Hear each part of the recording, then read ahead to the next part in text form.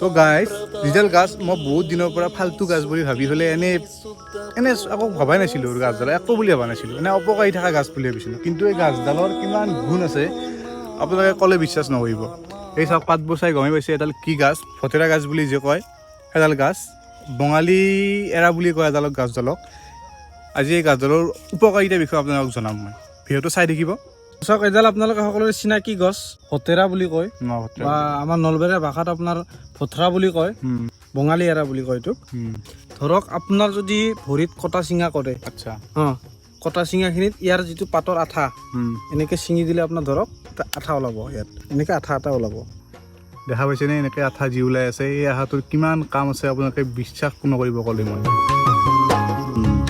এই আঠাটো যদি কটা চিঙাখিনিত লগাই দিয়ে সোনকালে শুকাই যায় এই গাছডাল চাওকচোন ৰাইজ এই গাছডাল আপোনালোকে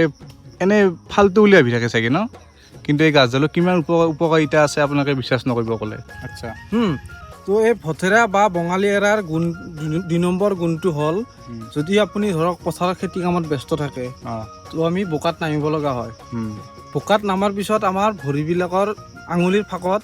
মানে ফাটি যায়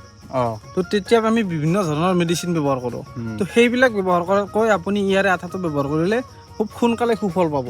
সেইটোত আৰু ইয়াৰ যিটো গুটি ইয়াৰ আপুনি গুটিটো দেখাই দিয়ক এই গুটিটো আচলতে আপোনাৰ বৈজ্ঞানিক ভিত্তিত ইয়াৰ তেল বনায় শুকাৰ পিছত আচ্ছা তো তেল বনাই যিখিনি আপোনাৰ অৱশিষ্ট ৰৈ যায় যেনেকৈ আমি সৰিয়হ মেচিনত চেপাৰ পিছত যিটো খলি হয় চেম ইয়াৰো এটা সেনেকুৱা খলি হৈ টাইপ ওলায় সেইটো আপুনি খেতিত ব্যৱহাৰ কৰিব পাৰে জৈৱিক সাৰ হিচাপে ব্যৱহাৰ কৰিব পাৰি তো আমি কিছুমানেতো নলবাৰীয়া ভাষাত ভথৰা গালি হিচাপতো ব্যৱহাৰ কৰে বুলি কয় সেনেকুৱা হিচাপত কিন্তু এইটোৰ অৰিজিনেল নামটো হ'ল আপোনাৰ বঙালী এৰা আমি ভতেৰা বুলি কওঁ অসমীয়া নামটো বঙালী এৰা তো আপোনালোকে ধুনীয়াকৈ ব্যৱহাৰ কৰিব পাৰিব